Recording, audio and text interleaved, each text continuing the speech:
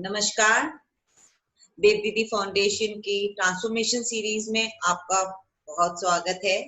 मैं वंदना गुप्ता, को founder of देवदीदी foundation, आपका तहे दिल से स्वागत करती हूँ और उम्मीद करती हूँ कि ये ट्रांसफॉर्मेशन सीरीज आपकी जिंदगी में कुछ ना कुछ वैल्यू ऐड कर ही रहा होगा। देवदीदी फाउंडेशन के बहुत सारे वर्टिकल्स हैं और उन वर्टिकल्स में एक बहुत इंपॉर्टेंट वर्टिकल है देवदीदी ह्यूमैनिटेरियन बैंक, जिसमें we try to reach out to the lesser privilege. हम बेसिकली नीडीज की हेल्प करना चाहते हैं और उससे आपका समय और आपके रिसोर्सेज का योगदान चाहते हैं। और मुझे उम्मीद है जिस तरह अभी तक आप लोग अपना सहयोग हमें देते आए हैं, आगे भी देवदीदी फाउंडेशन को अपना सहयोग देंगे and to reach lesser privilege. अब देवदीदी फाउंडेशन एक सोशियो कल्चरल ऑर्गेनाइजेशन है, as you all know, and we are here to empower each other and especially the women of all age and time status. So before we start with today's journey, invite Sapna to talk about Quran, I would like to invite Anju Pankaj Goyal, जो हमारे साथ से day 1 से जुड़ी हुई हैं और इन्होंने देवदीदी फाउंडेशन में अपना योगदान पहले दिन से इतना दिया है और हमें उम्मीद है कि हमने भी उनको कहीं ना कहीं एम्पावर किया होगा। तो अंजू पंकज एक बहुत ज्यादा डायनेमिक लेडी हैं जो 30 साल से अपने हस्बैंड के साथ बिजनेस संभाल रही हैं, बहुत अच्छी डांसर हैं, क्रिएटिव हैं और आगे आना चाहती हैं। Irrespective of any kind of hit, she wants to come forward. So over to you Anju, please. Thank you very much. नमस्ते सबको, मैं अंजू पंकज देवदीदी आप लोगों का सबका तहे दिल से स्वागत करती हूँ। देवदीदी ने मुझे क्या दिया, एक तो साड़ी से प्यार करना सिखाया।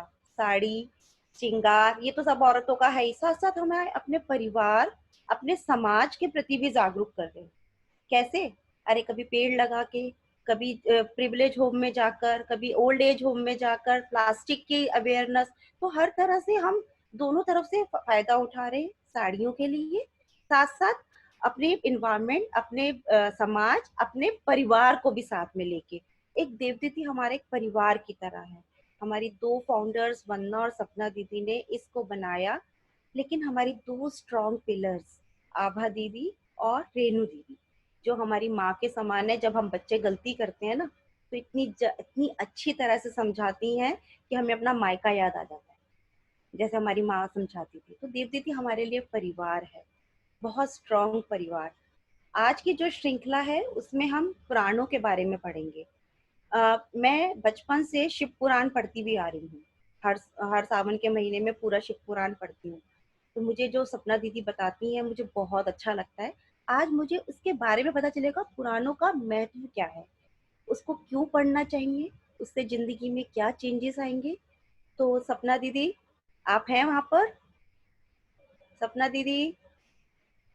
बिल्कुल हूँ। सपना दीदी का ये इतना अच्छा बोलती हैं, और सपना दीदी को कौन नहीं जानता। अब तो इनकी बिंदी एक इनका स्टाइल स्टेटमेंट है पूरे फेसबुक पे। तो सपना दीदी आज हमें पुराणों के बारे में बताएंगी, और मैं भी आज जानूंगी कि जो मैं इतने सालों से शिव पुराण पढ़ रही हूँ उसका क्या महत्व है। ओवर टू यू सपना दीदी। Anju and thank you Vandana the, thank you. आप लोगों ने बताया और आप लोगों ने देवदीदी के बारे में बताया एंड थैंक यू। मुझे इतने अच्छे से अंजू ने इंट्रोड्यूस करा है। अंजू, जैसा कि उन्होंने खुद बताया, जुड़ी हुई हैं पहले दिन से ऑनलाइन ट्रांसफॉर्मेशन सीरीज में। तो आज मैं शुरू करूंगी एक कहानी से। कहानी सुनना सबको पसंद है ना, तो एक कहानी सुनते हैं। स्वर्ग में इंद्र राज कर रहे थे और इंद्र हमेशा की तरह अप्सराओं में और सब में मस्त हो चुके थे। उन्होंने ध्यान ही नहीं दिया कब दुर्वासा ऋषि आए, और दुर्वासा ऋषि के प्रति उन्होंने सम्मान नहीं दर्शाया। और दुर्वासा ऋषि को तो हम सब जानते हैं कितने क्रोधित हो जाते हैं दुर्वासा ऋषि। वही हुआ, इंद्र ने उनकी तरफ ध्यान दिया नहीं, दुर्वासा ऋषि ने फट से श्राप दे दिया। हे इंद्र, जो तूने आज मेरा अपमान करा है, जिसकी वजह से तूने अपमान करा है, वो सारी श्री, वो सारा सुख वैभव तेरा चला जाए। अब इंद्र बहुत घबराया। इंद्र ने उनके पैर पकड़े। इंद्र ने कहा, मैंने जान के नहीं करा प्रभु, मुझसे ये हो गया, किसी भी तरीके से आप मुझे शाप मुक्त करें। उन्होंने कहा, दुर्वासा ऋषि ने कि जो मैंने कहा है वो तो होके रहेगा, मैं उसमें कुछ कर नहीं सकता, परंतु तुम्हें कोई उससे मुक्त होने के उपाय जरूर बताऊंगा।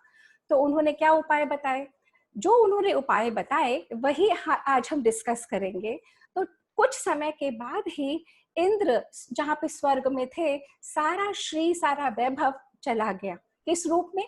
लक्ष्मी जी वहां से निकल गई। और लक्ष्मी जी कहाँ गई? लक्ष्मी जी गई क्षीर सागर में, दूध के सागर में, जहाँ विष्णु भगवान शैया पे हमेशा विराजमान रहते हैं। हमने ये सब पढ़ा है ना। तो वहां पे अब ये हुआ, देवताओं को क्योंकि ना सुख रहा, ना वैभव रहा, ना विलास रहा, ना कोई भी साधन उनको भोगने का, एंजॉयमेंट करने का, अब क्या करें? सब वे पहुंचे शिव जी के पास। उन्होंने युक्ति बताई कि अगर तुम क्षीर सागर का मंथन करोगे, और मंथन तुम अकेले कर नहीं सकते क्योंकि तुम में इतनी शक्ति नहीं है, तो उन्होंने, देवताओं ने कहा फिर क्या करें? उन्होंने कहा, तुम जाओ दानवों के पास। दानवों में वो शक्ति है कि वो तुम और वो एक दूसरे की मदद करोगे, कंट्रीब्यूट करोगे, कोऑपरेट करोगे, तब जाके तुम क्षीर सागर का मंथन कर पाओगे, जिसमें से श्री यानी कि लक्ष्मी जी भी निकलेंगी। अब देवता हो तो बड़े परेशान। क्यों? क्योंकि वो सारा समय लड़ते ही तो रहते थे। हमेशा हमारे पुराणों में, हमारी कहानियों में, की विदंतियों में देवताओं और दानवों को लड़ते दिखाया है।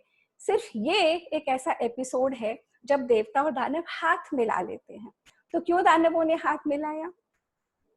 दानवों ने इसलिए हाथ मिलाया, उन्हें भी उम्मीद थी कि जो देवताओं को मिलेगा उस मंथन से, वो दानवों को भी मिलेगा। हर एक कोई जीना चाहता है, हर एक कोई उत्साह और उमंग से और बहुत लंबी आयु जीना चाहता है। तो सारे दानव देखते थे कि देवता तो जीते चले जा रहे हैं, इन्हें इमॉर्टल होने का वरदान है, हम नहीं जी पाते। तो उन्हें लगा कि जब अमृत मंथन करेंगे तब उनको वो मिल जाएगा जो देवताओं के पास है। खैर जी, युद्ध हो गया शुरू। युद्ध नहीं, मंथन था। तो उस क्षीर सागर में वो बना, वो जो ये पर्वत मंदरांचल तो बना, बीच का पत्थर, और बनी बसुकी, और दोनों ने रस्साकशी, टग ऑफ वॉर नहीं, ये था मंथन। जैसे हम जब दूध को बिलोते हैं तो हम बिलोते हैं तो ये हाथ छोड़ता है तो ये आगे बढ़ता है, तो ये कोऑपरेशन से चलता है बिलोना। रस्साकशी में क्या होता है? एक ग्रुप गिर जाता है और एक जीत जाता है, ये नहीं था। तो ये जब मंथन करने लगे वो लोग, तो उसमें से एक एक एक एक करके चीजें प्राप्त होने लगी। क्या चीजें प्राप्त हुई? धर्म के चिन्ह, अर्थ के चिन्ह, काम के चिन्ह, ये सब प्राप्त हुए। क्या हुआ? धर्म के चिन्ह और अर्थ के चिन्ह। अर्थ के चिन्ह यानी उसमें से रत्न निकले, उसमें से ऐरावत निकली, उसमें से कामधेनु गाय मिली। जिसको भी वो मिले वो उसकी सारी इच्छाएं पूरी हो जाएंगी। और फिर उसमें से निकली लक्ष्मी जी। एक एक एक एक करके जब सब निकलते चले गए, परंतु उसमें से हलाहल भी निकला। अब ये सब बड़े परेशान। हलाहल कौन ले? देवता कहते हैं तुम लो, दानव कहते हैं तुम लो। फिर ये लोग पहुंचे शिव जी के पास। शिव जी ने हलाहल को यहाँ ग्रहण करा। कहने का ये मतलब है, ये छोटी सी कहानी, और देखिए सारी आंखें, सारे कान यहीं पे है ना। ये है पुराणों का महत्व। पुराणों का महत्व ये है कि जो वेदों की गूढ़ भाषा है, जो हम मनुष्यों को ना तो समझ में आती, ना हम समझना चाहते। पहली बात, क्योंकि वो वैदिक संस्कृत में है। दूसरी बात, इतना सारा कौन पढ़ेगा, किसके पास टाइम है। तो इसी तरीके से छोटी छोटी कहानियों को पुराणों के माध्यम से कहला के, परंतु क्या कहते थे? वही हाईएस्ट ट्रुथ जो वेद एक वाक्य में कह देते थे। अच्छा करो, नहीं तो तुम्हारे साथ बुरा होगा, उसके लिए पूरी कहानी रच दी। परंतु किसको कहाँ इंटरेस्ट आया? कहानी में इंटरेस्ट आया। सभी को वो वेद के एक वाक्य में नहीं आती रुचि, ना उपनिषदों के वाक्यों में रुचि आती है, ना वो जन सामान्य में पहुंच पाते हैं।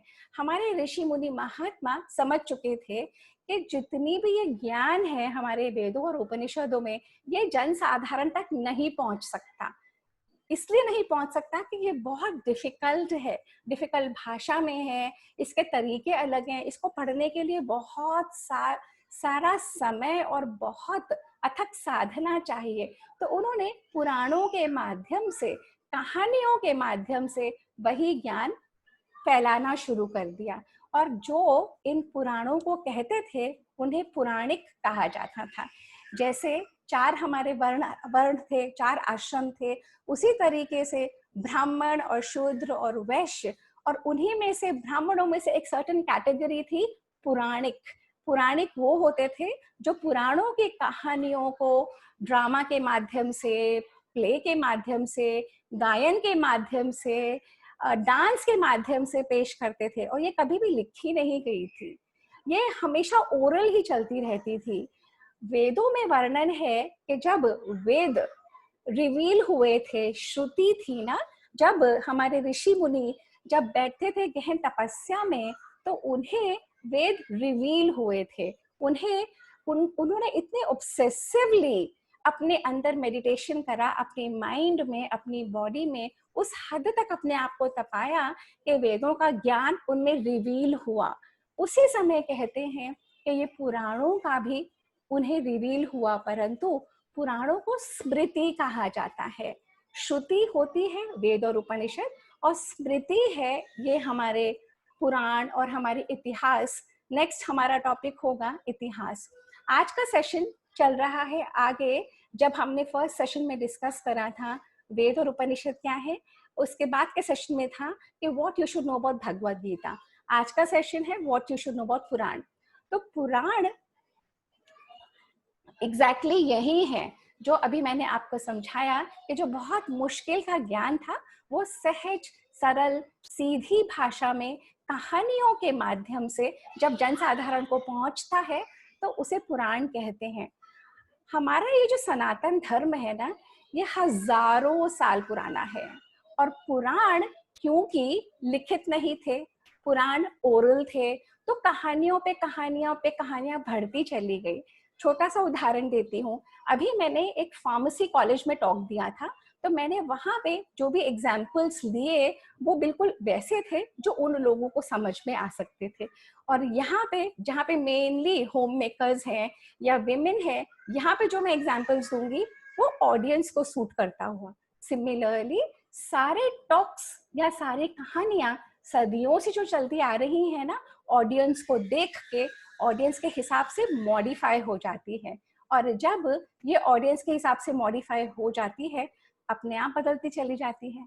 तो पुराण हमेशा नया नया रूप लेके नई नई कहानियां कहते थे। इसी में है इतिहास। हमारे शास्त्र बताते हैं इतिहास, रामायण और महाभारत हमारा इतिहास है। हमें अंग्रेज आके बता गए ये मिथ, माइथोलॉजी है, ये रियल नहीं है। पर हमारे शास्त्र कहते हैं महाभारत भी हुई थी और रामायण भी हुई थी। उससे जुड़े हुए लोग, उससे जुड़े हुए चीजें, उससे जुड़े हुए जगह सब कुछ है। पुराणों की बात जहां तक आती है, ये हमें यही अंग्रेज बता गए कि आपका सब कुछ सुपरस्टिशन, आपका सब कुछ गलत, आपका कुछ भी सही नहीं है। आप चंद्र की पूजा और देवताओं को मानते हो और 33 करोड़ देवता आपके हैं, और आप नागों की और पेड़ों की और नदियों की और पहाड़ों की पूजा करते हो। आपका कुछ भी सही नहीं है। और ये हम मानते चले गए, ये हम समझते चले गए कि ये ऐसा ही होगा, क्योंकि हम ने अपनी लैंग्वेज सबसे पहले हम खो चुके थे। संस्कृत हमें आती नहीं थी, हिंदी हमने पढ़ने की कोशिश करी नहीं, हमें हमारे ही कल्चर की चीजों को नहीं बताया गया। हमें हमारे ही वेदों को, उपनिषदों को, पुराणों को स्कूल में हमने इतना जरूर पढ़ा था कि they are one of the oldest text, that there are something like the Puranas बोलते हैं इंग्लिश में ना, समथिंग लाइक द पुराणास, उसमें स्टोरीज होती हैं। There are 4 Vedas and there are many Upanishads, that is it. उसके बियॉन्ड हमें कोई किसी तरीके की नॉलेज दी नहीं गई और हमने भी नॉलेज लेने की कोशिश नहीं करी। अब मैंने ये 26 सालों में जो भी अध्ययन किया है गीता, वेद और उपनिषदों का, सबसे पहले तो ये क्लियर हो गया कि हिंदुइज्म नाम का कोई प्राणी नहीं है। हिंदुइज्म जो हमें बताया गया कि आप हिंदू हो, पहली बात तो हम सनातन धर्म के फॉलोअर्स हैं। उस सनातन धर्म में, सनातन धर्म से ही निकला है जैनिज्म, बुद्धिज्म, सिखिज्म, है ना। ये कोई रिलीजन का कल्चर ही नहीं था, उससे भी बहुत पहले के हैं हमारे वेद, उपनिषद और पुराण।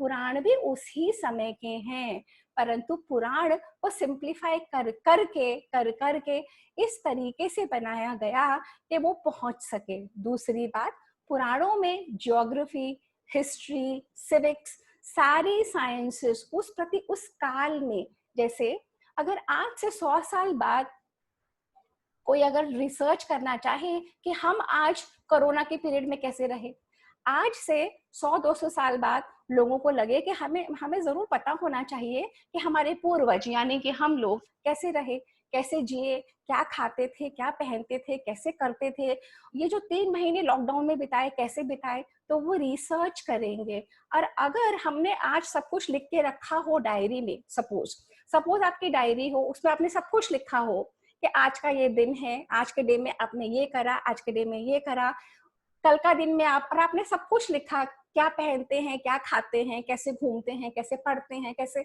तो ये सारे हिस्टोरिकल रिकॉर्ड्स पुराणों में है।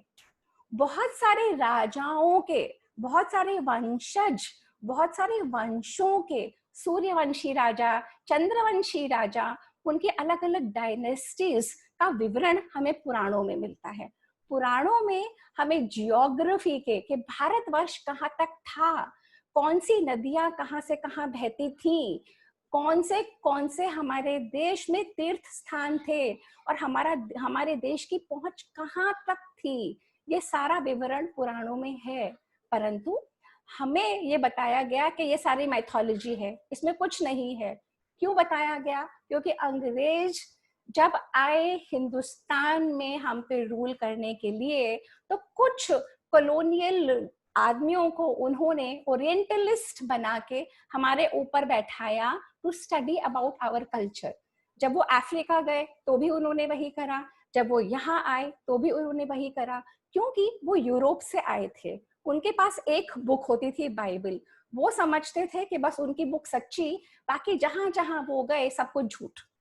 वो कभी सोच ही नहीं पाए, कभी उनके इसमें नहीं आया कि इतने जो हम देवी देवताओं को पूजते हैं, अलग अलग तरीके के हमारे कल्चर में है, ये भी एक जीने का तरीका हो सकता है, ये भी एक पद्धति है। नहीं, उन्हें लगता था कि जो उनकी सोच है, यूरोप में इंग्लैंड की सोच है, वही सबकी सोच होनी चाहिए। अगर नहीं है तो ये सब गलत, ये सब मिथ्या, ये सब माइथोलॉजी, ये इनकी कहानियां हैं, ये रियल नहीं हो सकता।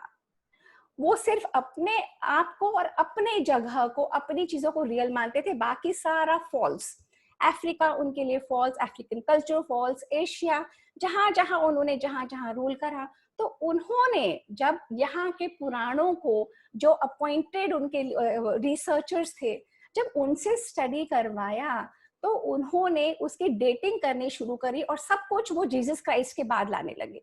और हमारा कल्चर तो जीसस क्राइस्ट से बहुत पहले का है, तो सारा उन्होंने कार्बन डेटिंग और सारी चीजों को गड़बड़ वो मॉडिफाई करा, अपने वे में पेश करा, एंड इस तरीके से प्रेजेंट करा हम ही लोगों को कि सब कुछ आपका खराब। क्यों करा? क्योंकि वो हम पे रूल करना चाहते थे। वो बताना चाहते थे कि आप हजारों साल से अपने आप पे तो रूल कर नहीं पाए हो, आपको लोग आके रूल करते हैं, आपके पास कुछ नहीं है।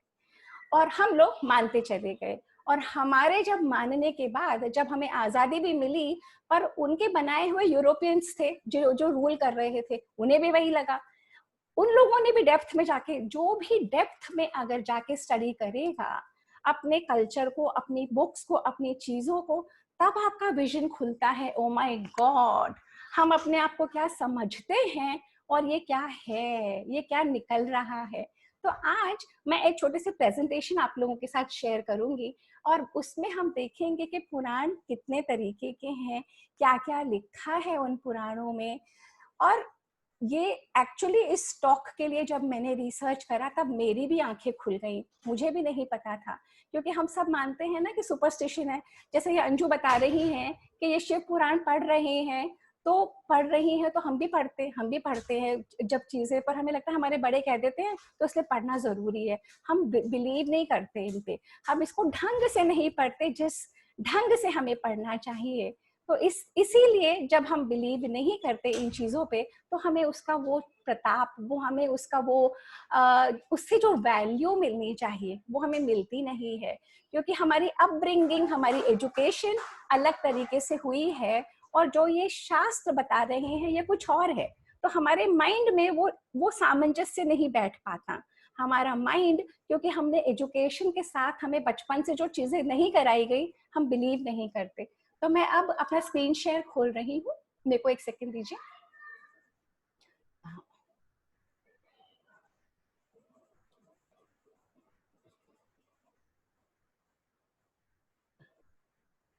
अच्छा, तो अब हमें पुराणों की जब बात, आप लोगों को मेरा, आप मुझे इशारे से बता दीजिए, दिख रहा है, प्रेजेंटेशन नजर आ रही है? तो पुराणों में हमारे जो भी विवरण है ना, वो सारे युगों को दर्शाता है, जैसे त्रेता युग, द्वापर युग, कल युग, सतयुग। अब हमारे शास्त्रों में कहते हैं, जब ये यूरोपियंस तो मानते हैं कि बहुत छोटा सा जीवन है और क्राइस्ट के बाद ही सब कुछ शुरू हुआ और 7 दिनों में पूरा ये विश्व बन गया था, उनकी बाइबल कहती है। और हमारे हर पुराण में क्रिएशन की स्टोरी है, किस तरीके से क्रिएशन शुरू हुआ। जैसे हम सब जानते हैं मत्स्य अवतार, मैं अभी ले चलती हूँ आपको उसके प्रति भी। तो जो इम्पोर्टेंट पॉइंट जैसे मैंने डिस्कस करे, जियोग्राफी है इसमें वर्ण धर्म के बारे में बताया जाता है, आश्रम धर्म क्या क्या होते हैं, गृहस्थ आश्रम और ब्रह्मचर्य और संन्यास्त आश्रम, इनको डिस्क्राइब किया जाता है। और हमारे सारे जो जितने भी ये हैं तीर्थ स्थान हैं, जो पुराण है, वो सारे राजाओं की कहानियां बताते हैं, जैसे मैं आपको जिक्र कर चुकी हूँ, कहानियां बताते हैं। हर पुराण किसे कह सकते हैं? तो हर पुराण को पुराण कहलाने के लिए 5 कैरेक्टरिस्टिक्स होती हैं। सर्ग उपसर्ग, यानी उस पुराण में क्रिएशन ऑफ द वर्ल्ड, किस तरीके से ये संसार आया। हमने कभी सोचा कि हमने आपको इस शरीर में पाया, हम दिखे और हमें दुनिया दिखी। ये दुनिया कहाँ से आई, ये कहाँ की है, मेरा क्या रोल है इसमें? तो पुराण हमें बताते हैं कि ये दुनिया क्या है। फिर पुराण बताते हैं कि कैसे ये सृष्टि होती है और कैसे जब ये लय हो जाती है और वापस सृष्टि बनती है, उसकी कहानी बताते हैं। फिर पुराणों में है, पुराण तभी कहलाता है कोई भी बॉडी ऑफ वर्क जब ये 5 चीजें उसमें मौजूद होती हैं। जो मनु हम लोग कहते हैं ना, ये मनु का काल, मनु चला आ, तो जो मनु के अलग अलग मनु हमारे शास्त्रों में लिए गए हैं, उनके बारे में बताते हैं। वंशावली बताते हैं ऋषियों की और राजाओं की, और वंश चरित्र बताते हैं। तो ये तो हो गया पुराणों के बारे में, वाई आर दे इम्पोर्टेंट। अब 18 पुराण हैं जिन्हें हम महापुराण कहते हैं, और 18 को ही उप पुराण कहते हैं। और अगर आप बॉडी और वॉल्यूम ऑफ वर्क देखेंगे ना, इट्स ह्यूज। जैसे ये मत्स्य पुराण है, मत्स्य पुराण में क्या है? मत्स्य पुराण में जो डार्विन की थ्योरी है, उसके हिसाब से भी सबसे पहले अमीबा के रूप में जीवन शुरू हुआ था, फिर ओशन में फिश के रूप में आया था, वहां से बनते बनते बंदरों तक आके फिर इंसान बना। हमारे शास्त्र बताते हैं हजारों साल पहले कि मत्स्य महापुराण, यानी जब भगवान ने मत्स्य के रूप में जन्म लिया, एक मछली के रूप में जब उन्होंने जन्म लिया, किस तरीके से उसमें क्या क्या है, जैसे आप देख पा रहे हैं, उसी में है राजधर्म है, ऋषियों की वंशावली है, और सारे 15,000 वर्सेस हैं इसमें, 291 चैप्टर्स हैं। ये तो हो गया मत्स्य पुराण। आज का टॉक सिर्फ इंट्रोडक्टरी टॉक है, ये बताने के लिए कि कितने तरीके के पुराण हैं जो मैं भी नहीं जानती थी। आप लोगों की वजह से थैंक यू कि मैं भी जान पाई हूँ। अब इसका नेक्स्ट है कूर्म पुराण, यानी पहले मछली के रूप में, उसके बाद आए थे भगवान कछुए के रूप में। अब या तो हम इसे डार्विन की थ्योरी से हम जोड़ सकते हैं कि कैसे लाइफ की प्रोग्रेशन हुई, या हम अपने सनातन धर्म के उस पे पद्धति पे चलते हैं कि भगवान बार बार आते हैं अलग अलग रूप में धर्म को इस्टेब्लिश करने के लिए। ये कुर्म पुराण, कुर्म यानी कि कछुआ, कुर्म पुराण है, 17,000 वर्सेस हैं इसमें, और इसमें विष्णु भगवान ने इंद्रद्युम्न को एक पूरा व्याख्यान दिया है। इस वजह से इसे कुर्म पुराण कहा जाता है। जो हम समझते हैं ना कि शिव अलग हैं, ब्रह्मा अलग हैं, विष्णु अलग हैं, महेश अलग हैं, ये कुर्म पुराण इस्टेब्लिश करता है सब एक हैं, अलग अलग सब दिखते हैं, सबके रास्ते अलग अलग हैं, परंतु यहाँ से सब एक है। तो हमारे पुराणों में बताया जाता है कि जितने भी, अगर हम 33,000 करोड़ या जितने भी देवी देवता मानते हैं, वो दिखते सब अलग अलग हैं पर है अंदर से एक। इसी तरीके से इसमें ईश्वर गीता और विजय गीता भी है। इसके बाद हम आते हैं श्री वराह पुराण में। वराह यानी कि सुअर, यानी कि पिग। अब आप ये देखिए कि भगवान मछली के भी रूप में आए, भगवान कछुए के रूप में आए, भगवान सुअर के भी रूप में आए, इस्टेब्लिश करने के लिए कि हर जीव और हर जंतु में भगवान का स्वरूप है। वो एक जो मेरी आंखों से झांक रहा है, वो एक जो आपकी आंखों से झांक के ये देख रहा है, वो ही एक इन प्राणियों में और इन निर्जीव चीजों में भी वही एक है। तो ये जो बहुत सारे, जो अंग्रेजों को लगता था कि हम न जाने कितने हजारों लाखों को अलग अलग मानते हैं, पर अंदर से हमारे सारे शास्त्र बताते थे कि सब कुछ एक है, उसके अलग अलग एक्सप्रेशन है ये सारे। इस तरीके से जब चलता था ना, तो वराह अवतार का जो वराह पुराण है उसमें 218 चैप्टर हैं और 24,000 उसके मंत्र हैं, और कोई कोई उसका संस्करण है जिसमें 10,700 हैं। एक्चुअली पुराण इतने पुराने हैं, पुराणों का मतलब है पुराना, और संस्कृत में पुराण का मतलब है जो सदा नया रहता है, जो कभी पुराना नहीं होता। तो उसमें इतनी सारी चीजें बदलती चली गई। जैसे वाल्मीकि रामायण हमें लगता है एक है, पर वाल्मीकि रामायण 200 तरीके की है। अलग अलग लोगों ने अलग अलग अपनी वाल्मीकि रामायण लिखी है। ये जो हमारा देश है ना, ये लर्निंग के लिए, नॉलेज लेने और नॉलेज देने में हाईएस्ट था शुरू से। तो यहाँ पे इतनी सारी संस्कृत की पांडुलिपियां हैं, प्रतिलिपियां हैं जो विश्व में कहीं भी नहीं है। जब से रिटन रिकॉर्ड शुरू हुआ, उससे पहले से भी ओरल लिनेज, हमारे जो फॉरेस्ट यूनिवर्सिटीज थी, हमारे जो गुरुकुल थे जहाँ पे ऋषि बैठते थे और अपने जो उनके पास 12 साल तक शिष्य रहते थे वैदिक गुरुकुल में, उन learning has been place the highest place in our culture. तभी हम लोग अपने बच्चों में एजुकेशन का इतना एम्फेसिस करते हैं। यूरोप में या इंग्लैंड में या यूएसए में इतना एम्फेसिस नहीं होता। ऑन एवरेज इंडियन चाइल्ड पे हम बहुत एम्फेसिस डालते हैं। अब आप देखिए, इसी तरह से मथुरा के बारे में वराह पुराण में पूरा जिक्र है, कृष्ण अवतार के बारे में। इसके बाद आते हैं हम ब्रह्म पुराण पे। ब्रह्म पुराण में आदि ब्रह्म के ऊपर है, 245 चैप्टर्स हैं, 14,000 वर्सेस है, और इसमें इतने अलग अलग तरीके की कहाँ पे तीर्थ जा सकते हैं। सांख्य की फिलॉसफी, शांति पर्व, महाभारत 24,000 श्लोकों का एक ग्रंथ है जिसमें गीता पाई जाती है। गीता 700 श्लोकों का एक छोटा सा चैप्टर है। उसका महाभारत का लास्ट सेक्शन है शांति पर्व। ये ब्रह्म पुराण से लिया गया है महाभारत में। अब हम आते हैं विष्णु पुराण। अच्छा, एक मजे की बात और है। मजे की बात ये है कि ये जो सारे देवी देवता है ना, विष्णु और शिव और कृष्ण, इनका वेदों में कोई उल्लेख नहीं है। वेदों में और उपनिषदों में तो उल्लेख ही एक का है, वो ब्रह्मन जिसे कहते हैं। और वेदों में इंद्र और अग्नि और वायु, इन्हीं का जिक्र है। तो पुराण कहते हैं वेदों के बाद जब जुड़ता चला गया, जब ये एस्टैब्लिश हुआ कि ये जो हमारा कल्चर है ये कहीं भटकता जा रहा है, कहीं खोता जा रहा है, क्योंकि हजारों सालों में बहुत चीजें बदलती हैं। तो जब लगता है बार बार कि वापस समेटो, जैसे अब हमें लग रहा है कॉलोनियल रूल के बाद सब कुछ बिखर गया, इतना मटेरियलिज्म हो गया, सब लोग इतने परेशान हैं, हमें लग रहा है वापस हम अपने कल्चर की तरफ जाएं। सिमिलरली पुराणों की कहानियां उस समय के उस प्रतीक दर्शाती है और वापस लोगों को जोड़ने के लिए अलग अलग। अब इसमें देखिए, इस पर्टिकुलर विष्णु पुराण में यदु यानी कि कौरव और पांडवों की, पुरु, द्रह्यु, इन सब की कहानियां हैं और इसमें ही श्री कृष्ण का जिक्र आता है विष्णु पुराण में। इसके बाद है श्रीमद् भागवत, सबसे पॉपुलर सारे ग्रंथों में रामायण और महाभारत के बाद श्रीमद् भागवत है, जिसे देखो भागवत का सप्ताह कराता है ना, देखते हैं ना आप लोग। ये है श्रीमद् भागवत महापुराण। मैं कईयों को बताती हूँ कि भगवत गीता अलग है और श्रीमद् भागवत अलग है, लोग इसे एक समझ लेते हैं।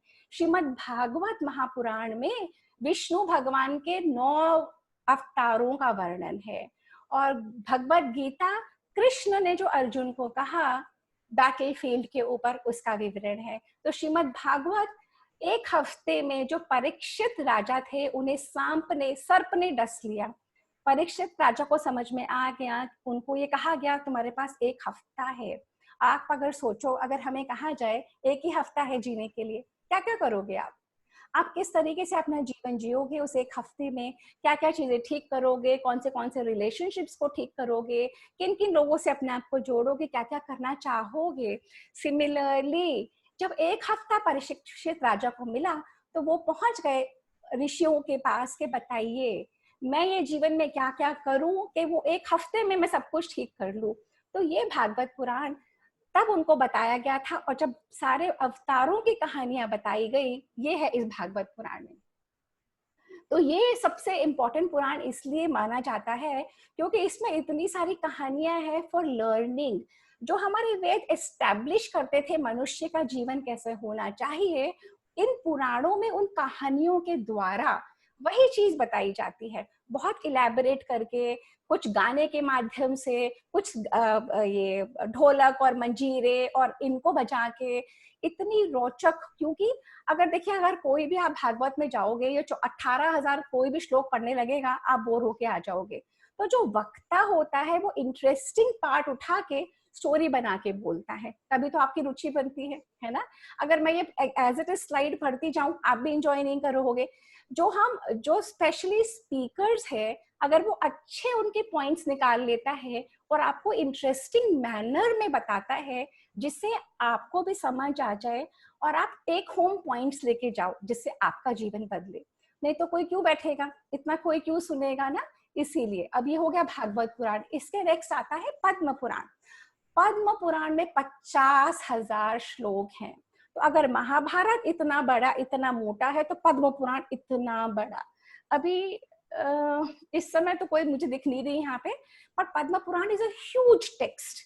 It's a huge text. इसमें विष्णु के बारे में है सारा, और इसमें बताते हैं कि जो जैसे सृष्टि है, भूमि, ब्रह्म, पाताल, उत्तराखंड, अलग अलग तरीके से। और वामन अवतार इसमें आता है, जब भगवान छोटा सा वामन का रूप लेके आते हैं, किस तरीके से उनकी यहाँ पे कहानियां होती हैं। पाताल लोक में क्या है, नाग लोक में क्या है, इस तरीके से जब ये पद्म पुराण जो भी पढ़ते हैं तब बताते हैं कि it is a beautiful text. मैंने कभी नहीं पढ़ा, ये सारी नॉलेज भी मुझे ये 3-4 दिन में ही हुई है आप लोगों के लिए, जब मैं ये बना रही थी, खुद के लिए भी। Thank you very much. अच्छा, गरुड़ पुराण को हम लोग सब जानते ही हैं। गरुड़ पुराण को इसलिए भी जानते हैं कि जब हमारे यहाँ अंत्येष्टि की क्रिया होती है, इसी के बारे में एक रोचक चीज ये है कि हम सनातन धर्म के लोगों को 16 संस्कार की पद्धति बताई गई थी। कुछ ऐसे संस्कार थे जब वुम्ब में, जब बेबी वुम्ब में होता है तो मदर के साथ किए जाते हैं, वो गर्भ धारण से पहले और गर्भ धारण के दरमियान। और कुछ ऐसे संस्कार है जैसे विवाह को संस्कार कहा जाता है। सिमिलरली अंत्येष्टि, जब किसी की डेथ हो जाती है तो उसे भी हम संस्कार कहते हैं। और हमारे कल्चर में हम रोना धोना नहीं करते थे, क्योंकि हम जानते थे और हम जानते हैं कि जो मरा है वो सिर्फ शरीर नहीं रहा, जो इसके अंदर है, जो इन आंखों से देख रहा है, वही आपके इन जो शरीर की आंखें हैं उसके अंदर से जो देख रहा है वो कभी नहीं मरता। वो कहीं ना कहीं जाके फिर किसी ना किसी शरीर में फिर प्रकट हो जाएगा। जैसे कि अभी हमने ट्यूबलाइट खोली तो उसमें रोशनी आ गई, जब मैंने स्विच बंद करा तो ट्यूबलाइट बंद हो गई। इलेक्ट्रिसिटी भी वही थी, ट्यूबलाइट भी वही है, परंतु ट्यूबलाइट से रोशनी कब आई? जब मैंने स्विच खोला। ट्यूबलाइट में रोशनी कब नहीं आई? जब मैंने स्विच बंद कर दिया। सिमिलरली इस कल्चर में पता था कि वो आत्मा कहीं नहीं गई, वो यही है। और उस फैमिली को शिक्षा देने के लिए गरुड़ पुराण बना था। हम लोगों ने इसे अंधविश्वास मान के थोड़ा बहुत कुछ सुना, कुछ हमें जो नहीं समझ में आया, परंतु it's a highly potent Garuda Purana. अगर आप सुनेंगे, और क्यों सुनाते हैं उस समय? क्योंकि शमशानी वैराग्य होता है उस समय जब अपने किसी आदमी का कोई प्रिय की डेथ होती है, आप रेडी होते हो, आपको समझ आ जाता है ये जो मैं हाय हाय हाय करके जीवन जी रही हूँ, कुछ हाथ पल्ले नहीं है, मेरे साथ ना कुछ आया था ना मेरे साथ कुछ जाएगा, फिर क्यों मैं इतनी हाय हाय कर रही हूँ। तो उस समय ये ज्ञान आपके अंदर तैरने की उम्मीद रहती है, उस समय आप रेडी होते हो कि ये ज्ञान ग्रहण कर सको। पर हम क्या करते हैं, हम सारे जो लोग आए होते हैं उनके साथ हंसी मजाक ठठल्ले में अपना समय निकाल देते हैं। जो शास्त्र कहता है, हमारे शास्त्र कहते हैं हर रोज 1 घंटा या आप भजन कीर्तन करें या आप गीता सुने या ये सुने, हम इसे आउटडेटेड समझते हैं, हम इसे ओल्ड फैशन समझते हैं। हम कहते हैं ये कौन सुनेगा, इसमें क्या है, बहुत गंदी गंदी बातें हैं, क्योंकि हमने सुनने की कोशिश ही नहीं करी, हमने दिमाग ही नहीं लगाया, और जो हमारे आसपास हैं वो भी नहीं चाहते। तो अगर हम ये, it's a beautiful text, Garuda Purana मैंने पढ़ा है, it tells you, it teaches you. जैसे परीक्षित को बताया गया कि सिर्फ 7 दिन बचे हैं, और 7 दिन का क्या महत्व है, सोमवार मंगलवार बुधवार, मतलब कोई सा भी एक दिन 7 दिन में ही आएगा ना, हम भी जब भी मरेंगे 7 दिन के अंदर ही मरेंगे। तो 7 दिन का ये सिग्निफिकेंस था कि सोमवार मंगलवार बुधवार किसी एक दिन में आप जाओगे, वो 7वां दिन ही होगा, है ना। सिमिलरली गरुड़ पुराण आपको ये बताता है कि क्या क्या हो सकता है आपके साथ अगर आप अच्छा जीवन यहाँ नहीं जियोगे। सो बेसिकली प्रॉब्लम ये रही कि हमारे पंडित लोग ना इंटरेस्टिंग वे में नहीं समझाते, वो कुछ बोलते जाते हैं, ऐसे करते जाते हैं, हमें इंटरेस्ट आता नहीं, हम सुनते नहीं। नारद पुराण वो है जिसमें 25,000 वर्सेस हैं। नारद पुराण, नारद जी हर जगह जगह भ्रमण करते थे, सब जगह जाते थे, सारे देवी देवताओं से मिलते थे। इसमें भी विष्णु राम महेश सबका एक होना दिखाया गया है। अब ये आ रहे हैं हम वामन पुराण पे। वामन अवतार लेके जब भगवान आए थे, तो इस तरीके से वामन अवतार का ये पुराण है। अब ये सारी जो मैंने फोटोग्राफ्स ली है ना, ये मैंने ली है गीता प्रेस के उससे, जब मैं ये पीपीटी बना रही थी। तो अब ये लिंग महापुराण पे हम आ जाते हैं, 11,000 वर्सेस। लिंग महापुराण ये एस्टैब्लिश करता है कि शिव जी का जो रूप हम देखते थे, जो हम जानते हैं, उसी को हम लिंग यानी सिंबल बना के, हम हमारे कल्चर में हर चीज को सिंबॉलिक बना के हम उस पे प्रे करते थे। हम मिट्टी से भगवान बनाते थे, प्रे करते थे, फिर उनको बहा देते थे। हमारा कल्चर गॉड मेकिंग टेक्निक जानता था और जानता है। लिंग पुराण में हम एस्टैब्लिश करते हैं कि जो ये इतना बड़ा रूप है, ये छोटे से लिंग में, और जब दो यानी कि जो मेल एंड फीमेल का किस तरीके से क्रिएशन, जो एक ह्यूमन बीइंग का क्रिएशन होता है, ये मेल एंड फीमेल के यूनियन से ही होता है, तो ये इस चीज को दर्शाता है।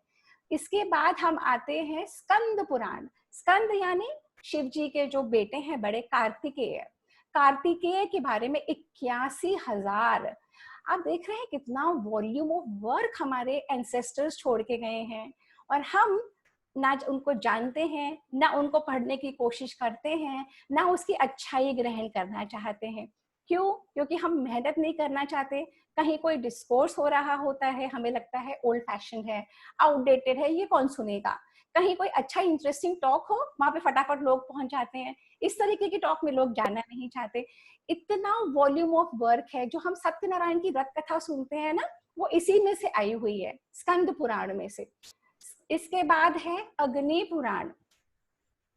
जब ये वैदिक कल्चर शुरू हुआ था तो हवन बहुत होते थे, और सारे हवन को क्या मतलब था कि हम यहाँ पे अग्नि को समर्पित करते हैं। जो हम चाहते हैं अग्नि अलग अलग देवताओं तक पहुंचाए, फिर अलग अलग देवताएं हमको वो दे जो हम चाहते हैं, जो भी हमारी चाहना है वो हम अग्नि को देते थे कि अग्नि आप मैसेंजर बन के जाओ और उनको बोलो कि हमें हमें हमारी चीजें दे, क्योंकि इंसान जानता था इन तत्वों के बिना वो है नहीं।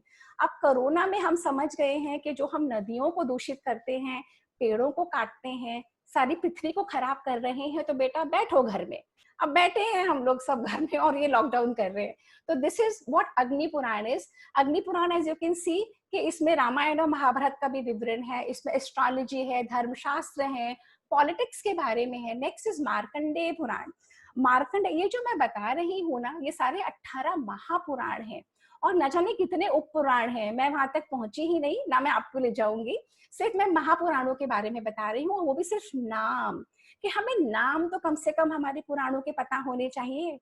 हम इस उम्र में आ गए, अब हमें हमारी नेक्स्ट जनरेशन और उनकी नेक्स्ट जनरेशन हमारे सामने खड़ी है और हमें हमारे कल्चर के बारे में ये भी नहीं पता कि कितने पुराण हैं। मार्कंडेय पुराण है, मार्कंडेय पुराण में 9000 वर्सेस हैं, श्लोक हैं, 137 चैप्टर्स हैं इसमें। मार्कंडेय बहुत बड़े ज्ञानी ऋषि थे। इनके साथ जो जवाब सवाल हुए, उनके उस काल में जो जो राजा थे उनके बारे में, दुर्गा सप्तशती जो बहुत इंपॉर्टेंट टेक्स्ट है जो हम करते हैं नवरात्रों में, वो इससे ली गई है। ब्रह्मांड पुराण वो है जो पूरे यूनिवर्स के क्रिएशन को बताता है, किस तरीके से अलग अलग थियोरीज को एस्टैब्लिश करता है। हमारे ही यहाँ कहते हैं ब्रह्मांड यानी अंड यानी अंडा, एक बहुत बड़ा कॉस्मिक एग। उस कॉस्मिक एग में ऊपर का जो हिस्सा है वो हेवन बन जाता है, नीचे का हिस्सा है वो धरती बन जाता है, और बीच का जो है वो स्पेस बन जाता है। किस तरीके से विश्व की उत्पत्ति हुई, किस तरीके से हम ह्यूमन बीइंग्स आए, ये सब बताता है। तो ये है ब्रह्मांड पुराण। इसके बाद आता है ब्रह्म वैवर्त पुराण। अब ब्रह्म वैवर्त में 18,000 वर्सेस हैं। इसमें सारे कृष्ण की, गणेश की, इन सब की कहानियों को बताया गया है। इसके 4 पार्ट्स हैं, ब्रह्मा, प्रकृति, गणेश, कृष्णा। और इसमें एस्टैब्लिश करते हैं, अगर आप लोगों में किसी ने देखा होगा जो सीरियल राधा कृष्ण आता है, अगर आप लोग राधा कृष्ण देखते हैं सीरियल, तो जो राधा की जो दिखाई गई है डिविनिटी कि राधा कृष्ण से भी पहले, वो ब्रह्म वैवर्त पुराण में बहुत सारी कहानियां हैं जो राधा की सुप्रीमेसी को एस्टैब्लिश करती है, जो राधा के बारे में बताती है कि किस तरीके से राधा ने अपना जीवन जिया और किस तरीके से श्री कृष्ण उनको समर्पित हुए। तो देखिए, अब आ रही है, अब मैं इसको कर रही हूँ स्टॉप शेयर।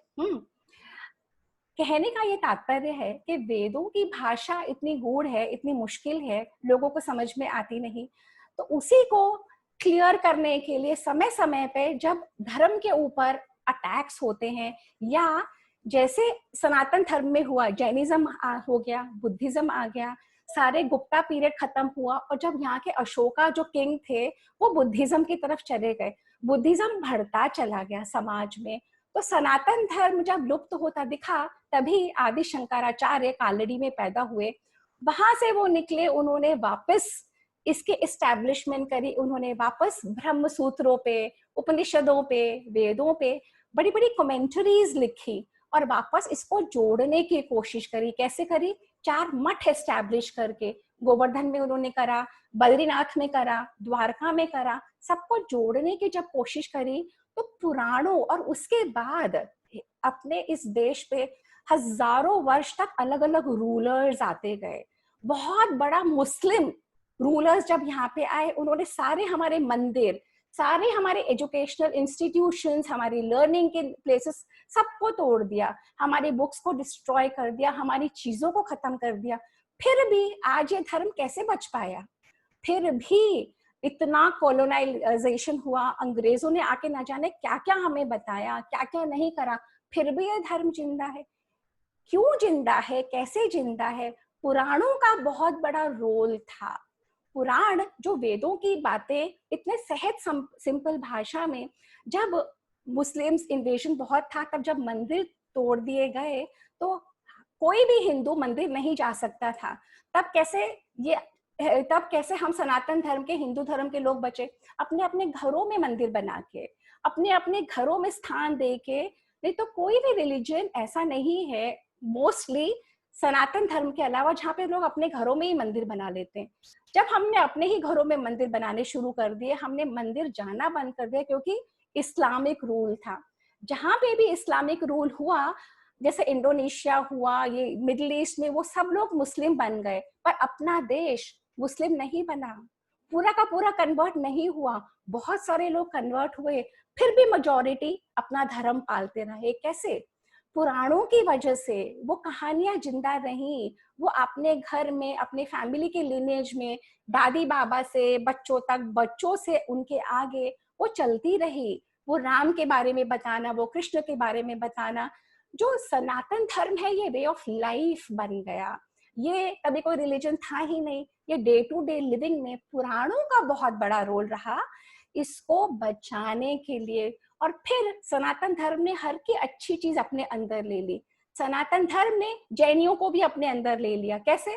महावीर जी की उन्होंने अहिंसा की बात मान के। सनातन धर्म ने बुद्धिज्म के सब चीजों को ले लिया।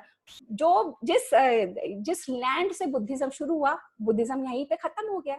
क्यों? क्योंकि सनातन धर्म ने बुद्धिस्ट को अपने अंदर ले लिया। सनातन, जब बुद्धिज्म हुआ उससे पहले हमारे सारे ऋषि मुनि गृहस्थ थे। जितनी भी फॉरेस्ट यूनिवर्सिटीज है, सब गृहस्थ चलाते थे, कोई भी संन्यास लेके नहीं जाता था। पर बुद्धिज्म के बाद सब संन्यास्त होने लगे। बुद्धिज्म के जो ऑरेंज कपड़े हैं वो उसके बाद सनातन धर्म ने ले लिया। तो सनातन धर्म एक अमीबा की तरह हो गया, सबकी अच्छी चीजों को ले लिया और मोड़ मोड़ पे बदलता चला गया, अपना आप को इतना विशाल करते चला गया। कोई रिजिड डूज एंड डोंट्स नहीं रहे, कुछ ये नहीं रहा ये आपको करना है, नहीं तो आप कुछ खुला अपने आप को करते जैसे जो जितना फ्लेक्सिबल होगा, जितना खुला होगा, वो उतना ग्रो करेगा। तो यही हमने अंग्रेजों के साथ भी करा। जितना उन्होंने हमें दबाने की कोशिश करी, उतना हम जो हमारे यहाँ पर्दा की प्रथा आई है, वो ये मुस्लिम लेके आए। जो चाइल्ड मैरिज कह के हमें अंग्रेज कहते थे ना, तुम्हारा सब कुछ खराब, क्यों करते थे? क्योंकि मुस्लिम्स जब इन्वेजन हुआ तो वो हमारी औरतों को, हमारी छोटी छोटी लड़कियों को ले जाते थे। उससे बचने के लिए हमारे यहाँ पहले ही उनको ब्याहना शुरू कर दिया, क्योंकि बहुत खतरा हो गया था, अपने आप को कैसे प्रोटेक्ट करें। तो हर चीज का रीजन रहा। जो वर्ण आश्रम कहते हैं, तुम्हारा कास्ट सिस्टम है, वो भी एक रीजन ही था। इस तरीके से कर करके सनातन धर्म, जो अब हिंदुइज्म हो गया, जो अंग्रेज हमें हिंदू बोल बना गए और हमने अब मान लिया अब तो हम हिंदू हैं, तो ये सांप को जोड़ जोड़ के और ये चलता चला गया। और ये ही फुल फ्रीडम देता है। अब मंदिर जाओ तो ठीक, ना जाओ तो ठीक, आस्तिक हो तो बढ़िया, नास्तिक हो तो उससे भी अच्छी बात, किसी को मानो तो ठीक, व्रत करो तो ठीक, नहीं करो तो ठीक। तो ये पुराणों का बहुत बड़ा रोल रहा। तो अब मैं अपनी वाणी को विराम देती हूँ। अब अगर किसी को कोई क्वेश्चंस पूछने। एक्चुअली क्वेश्चन तो भाभी कोई भी नहीं है, सबने बहुत आपको कॉम्प्लीमेंट दिया कि बहुत नॉलेज है आप में। और अभी एक पहला हाथ रेज हुआ है। Anju can you, Srijana can you unmute Ashima Jindal. और एक आया है कि आप प्लीज शेयर कर दीजिए पीपीटी दोबारा। कर दूंगी मैंने। आशिमा जी। हाँ जी, मैं अनम्यूट हो गई। नहीं, हाँ अनम्यूट हो, बोलिए। हाँ जी, सपना जी, मुझे एक चीज पूछनी थी आपसे सिर्फ, क्योंकि आपकी टॉक्स बहुत अच्छी थी। तो आपने ये एपिसोड्स तो पता थे, लेकिन ये अलग अलग पुराण के ये आपने बताया। बस मुझे सिर्फ एक चीज पूछनी आपसे कि जो प्रजापति दक्ष वाला था कि इस सृष्टि के सारे कानून नियम उन्होंने स्टार्ट किए, जो गृहस्थ धर्म भी उन्होंने स्टार्ट किया था, तो वो वाला पार्ट किस पुराण में आता है? फ्रेंकली स्पीकिंग ये मुझे भी नहीं पता, जब स्टडी करूंगी तो बता दूंगी। क्योंकि कोई बात नहीं। दक्ष प्रजापति का शिव पुराण में आना चाहिए, क्योंकि हाँ जी, दक्ष की ही पुत्री थी पार्वती और सती, जिन्होंने आत्मदाह करी थी उस हवन कुंड में जब शिव जी आ रहे थे। तो मेरी समझ में ये शिव पुराण में आना चाहिए। और पुराण में हो सकता है। और तो मतलब गृहस्थ आश्रम उस टाइम से स्टार्ट हुआ क्या?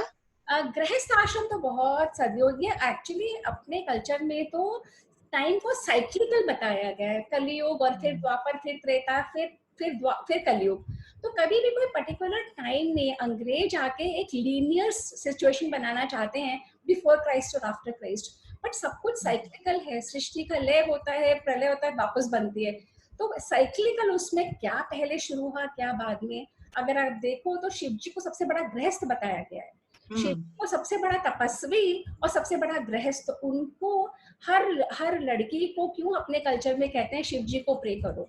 शिव जी जैसा पति अगर आपको मिल जाए, वो लॉयल सबसे ज्यादा पार्वती के प्रति, और मेडिटेटिव स्टेट में होते हुए भी गृहस्थ का सबसे बड़ा हाईएस्ट वो करके चलते हैं।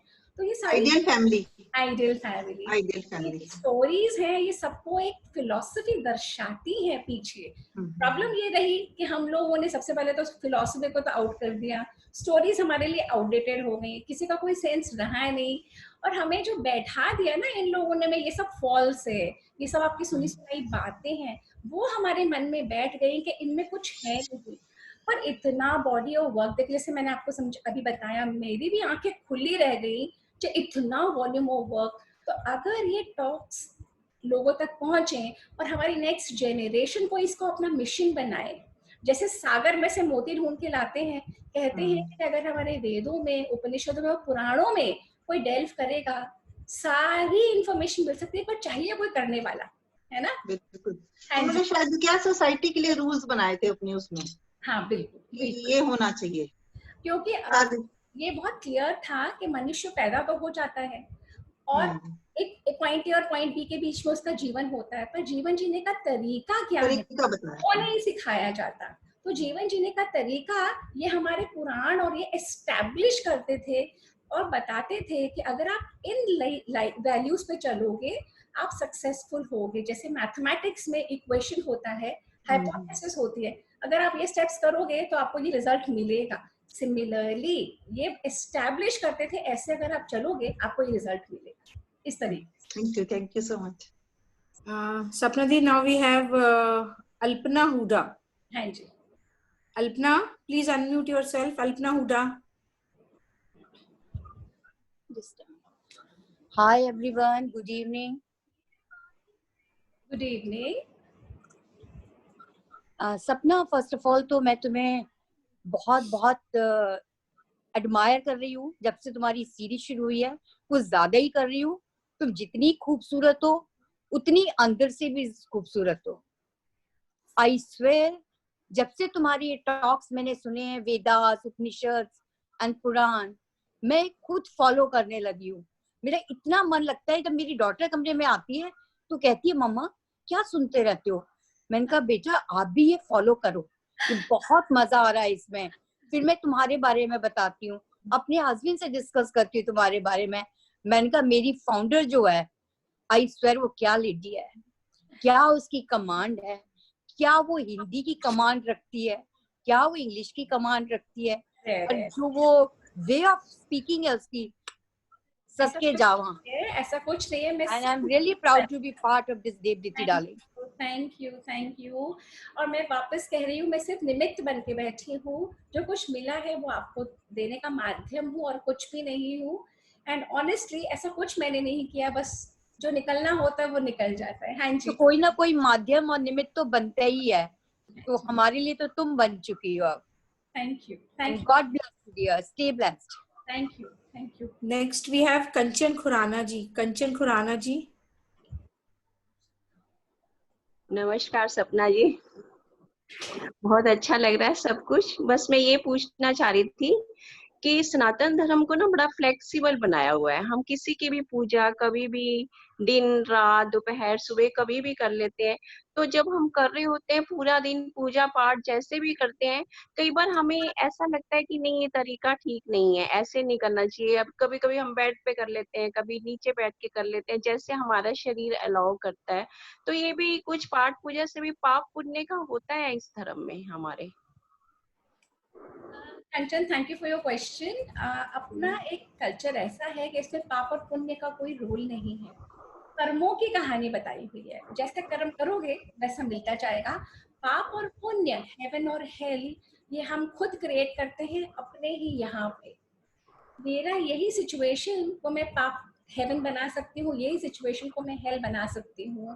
पर जो रिजल्ट आना है एक्शन का, हर एक्शन का कोई ना कोई रिजल्ट है, तो रिजल्ट डिपेंड करता है। अब जैसे ये टॉक अगर मैं इतना प्रिपेयर नहीं करती, सपोज पीपीटी मैंने नहीं बनाई होती, इतना मैं नहीं जानती, तो आप लोग को बैठ के सुनने में शायद इतना मजा नहीं आता। तो मैंने कितनी मेहनत करी, उसके बाद आपने कितनी शिद्दत से सुनी, दोनों का रिजल्ट है ना।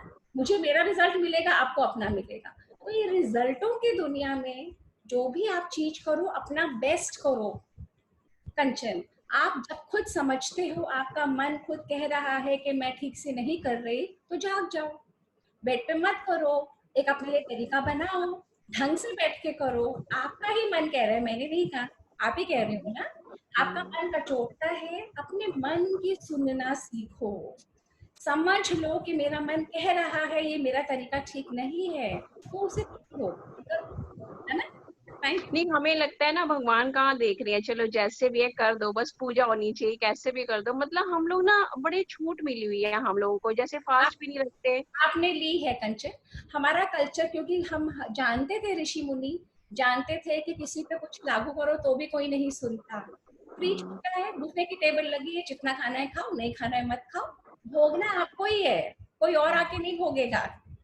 टेबल बुफे की लगी है, खूब सारा एक साथ खा लो, अपच आपको ही होगी, आपका ही जी खराब होगा, या बिल्कुल नहीं खाओगे, भूखे आप ही मरोगे। वो नहीं देख रहा ऊपर, वो नहीं बैठ के कुछ कर रहा, उसके बाद इतना टाइम नहीं है कि मैं एक एक का लिखता रहूं। कहता है मैंने तो बना दिया, अब तुम जानो तुम्हारा काम, जैसे करनी करोगे वैसा फल देगा भगवान। नहीं देता फल, आप और स्वयं आपको मिलता अपना। ये जो सनातन धर्म के जितने भी ग्रंथ है ना, आप ब्रीफ में एक एक करके आप बताना आराम से। मतलब एक कोई भी एक पुराण ले मतलब हम ना पढ़ नहीं पाएंगे, इसलिए कह रहे हैं एक ही लेना और उसको पूरा 45 मिनट्स में देना। Thank you Kanchan, thank you. Thank you मैंने मैम। एक टॉक सुनी थी कंचन, आप सबको बताती हूँ कि अगर आपको मुझे 1 घंटा बोलना हो ना, अब 2 घंटा बोलना हो तो बहुत इजी है। कोई मुझे कहे ना सिर्फ 3 मिनट में अपनी बात कहो, that is the most difficult. जितने कमती समय में आपको अपनी बात वैल्यू के साथ कहनी है, उसमें है आपकी पकड़, कि आप कितने अच्छे वक्ता हो या कितना अच्छा आपने रिसर्च करा है। घंटों घंटों तो कोई भी बोल सकता है, सिमिलरली पूरा एक पुराण को 45 मिनट्स में। Thank you very much. हाँ जी सजना। हाँ, नेक्स्ट इज नूतन जी। हाँ जी सपना जी नमस्ते। मेरे को एक क्वेश्चन बहुत टाइम से है, जब हम लोग बनारस गए थे देव दीदी से, तो उन्होंने बताया था कि हम शिव का लिंग रूप करते हैं और ही इज अ क्रिएटर, तो स्त्री होके हम एक लिंग की पूजा कैसे कर सकते हैं? क्योंकि हम जानते हैं कि उसी लिंग से हम भी पैदा हुए हैं। अगर वो नहीं जुड़ता योनि से तो हम नहीं पैदा होते, और हमारे आगे की भी प्रजाति नहीं पैदा होगी अगर वो लिंग योनि से नहीं जुड़ेगा। इसीलिए स्त्री और पुरुष का नहीं है। जब परम पुरुष परमात्मा की बात आती है तो आदमी भी सब औरतें हैं, वो भी पुरुष नहीं है, पुरुष एक ही है। कुछ मेल फॉर्म में है, कुछ फीमेल फॉर्म में अर्थ के ऊपर, पर वो एक ही है, जेंडरलेस निराकार। इसका फ्रैंकली मैं तब से उसके बाद मैं किसी शिव मंदिर में नहीं गई हूँ। मैंने कहा मुझे पहले ही क्लियर हो जाए कि हम एक लिंग रूप मतलब कैसे हम उसकी पूजा कर सकते हैं, क्योंकि मैं सभी मंदिर में जाती हूँ, मंदिर मस्जिद, सनातन धर्म में, लेकिन मैं उसके बाद जब हम लोग मने उसमें गए थे, उसके बाद से मैं किसी शिव मंदिर में नहीं गई। मैंने कहा जब तक मेरे क्वेश्चन का मुझे आंसर नहीं मिल जाए। मैं आपका एक प्रश्न का मैं बीच में कुछ बोलूं? हाँ हाँ। आपने वहाँ बनारस में तो सिर्फ आपने लिंग देखा, जब आप घर में जो हमारे शिवलिंग रहता है ना, वो योनि समेत होता है। आपने कभी ध्यान दिया हो, कभी भी जो शिवलिंग हम घर में रखते हैं वो योनि समेत, हम सिर्फ लिंग की पूजा नहीं करते घर में।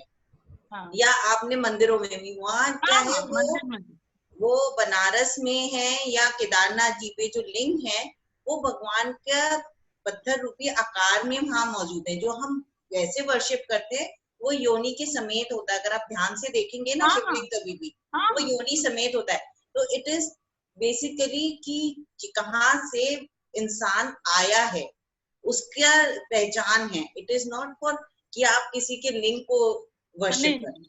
वही मेरे को वही क्लैरिटी चाहिए थी। चलो थैंक यू सो मच। कहने का तात्पर्य ये है, वंदना दी ने बहुत अच्छे से बताया, तात्पर्य ये है कि क्रिएशन की जब बात आती है, जब हमारे ऋषि मुनि ने देखा कि क्रिएशन कैसे होता है, उत्पत्ति कैसे हुई, उसको भी उन्होंने डिविनाइज कर दिया। डिविनाइज करके एक माध्यम बना दिया, वो सिंबल बन गया कि यही है आपका, जहां से आप आए हो और यहीं से आपके आगे लोग आएंगे। तो उस डिविनिटी को हम प्रे करते हैं, उसको उस पर सुपर इम्पोज करते हैं। Thank you. Sapna Di, there are no more raised hands. Anju, can you please see if there's anything in the chat? Anju wanted no, to speak something. Anju, Yeah. go ahead. Yeah, I just wanted to share कि जो शिव पुराण में राजा दक्ष ने किसी भी rules regulations का नहीं किया गया है, सिर्फ शिव पुराण में सिर्फ शिव जी की महिमा, उनका सारा कहाँ से ओरिजिन और ये सब है, सारा कुछ था जो आशिमा जिंदल जी ने पूछा था, क्योंकि मैं बहुत बचपन से पढ़ती आ रही हूँ इसलिए मुझे मालूम है। और दूसरी बात सपना दीदी जो आपने बोला कि हमारे जो इतिहास है वो कहीं गायब हो गया है। अगर आप लोगों को पता हो तो नालंदा यूनिवर्सिटी वर्ल्ड की सबसे पहली यूनिवर्सिटी थी वर्ल्ड में, जहाँ पर इतना ग्रंथ और इतना सब कुछ रिसर्चेस और सब कुछ होता था, लेकिन उसको इंटेंशनली डिस्ट्रॉय किया गया, वहाँ की सारी चीजें खत्म की गई ताकि कुछ वहाँ के सबूत ही ना बचे कि हमारा ओरिजिन, हमारे सनातन धर्म का ओरिजिन कहाँ से हुआ। ये बात की सच्चाई है।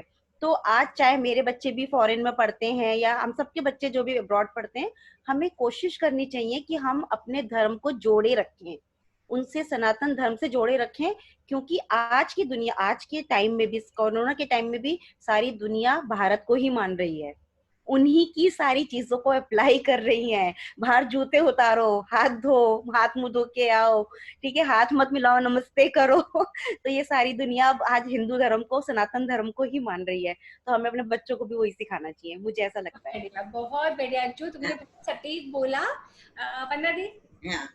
थैंक यू अंजू, बहुत बढ़िया। और सपना भाभी, थैंक यू सो मच, इतना ज्यादा नॉलेजेबल ये सेशन था। और मैं आप सभी लोग जो आए हुए हैं, सबसे मैं रिक्वेस्ट करूंगी, सपना की वो अनलीश द शक्ति विद इन जरूर पढ़िए। आप देखना, आपके अंदर मन से ही कुछ ना कुछ आवाज मिलेगी कि यस, मेरे में ये चीज है, मुझे करना चाहिए, मैं कर सकती हूँ। So please go through this book. और इस सेशन में बहुत वैल्यू ऐड किया हम सबको, और हमें सबको ये भी सिखाने की कोशिश की है कि हम अपने बच्चों को भी कुछ बताएं, जो हम लोग, हमारी specially generation is missing out on those. तो आइए इस सेशन को यहीं एंड करते हैं, और मंडे को हमारा एक बहुत खूबसूरत सेशन है जिसमें हम अपने अंदर मन को नहीं, अपने घर को सजाने की तकनीकें सीखेंगे लॉकडाउन पीरियड में। तो we have Poonam Batra ji on Monday at 4 o'clock Devditi foundation की तरफ से। सबको बाय बाय, नमस्ते, thank you, see you all on Monday. Thank you, bye.